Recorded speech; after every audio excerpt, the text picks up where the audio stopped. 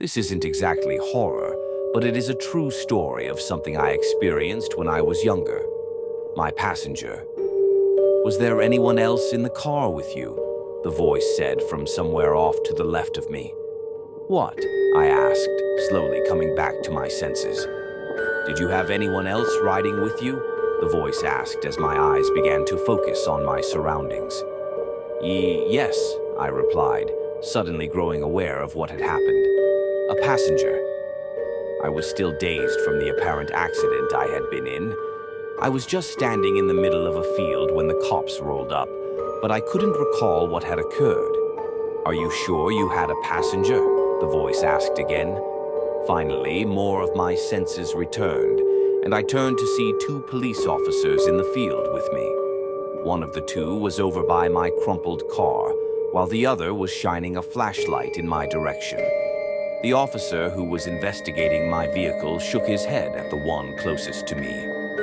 "There's no sign of any passenger. Are you absolutely positive you were not alone?" he asked, continuing an interrogation that was beginning to aggravate my heavily cluttered mind.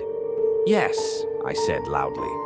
I suddenly felt my heart racing. Though I was still quite bewildered by the events that found me aimlessly wandering around in the grass, I had one solitary and persistent certainty.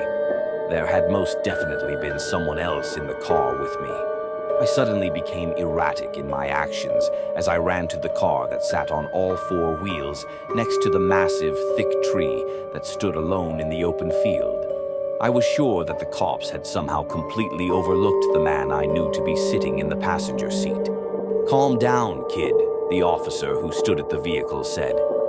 I halfway expected him to reach for his gun when I charged towards him, but he appeared genuinely concerned about my mental state at the time.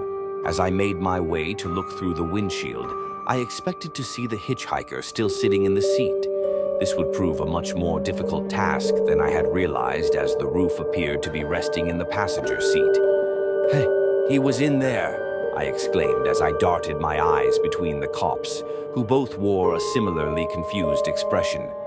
"Tell us what happened," the taller of the two asked me. That was a question I found myself unable to answer. I remembered leaving my girlfriend's house, and I fully recalled driving down the road I had traversed many times before, but that was it.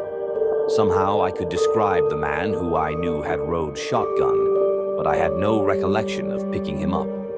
He was average height and build, I told the officer who had asked me all the questions up until now.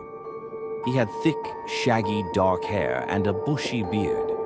The cop was writing in his little notepad while I spoke, as the ambulance came rolling up to the side of the field.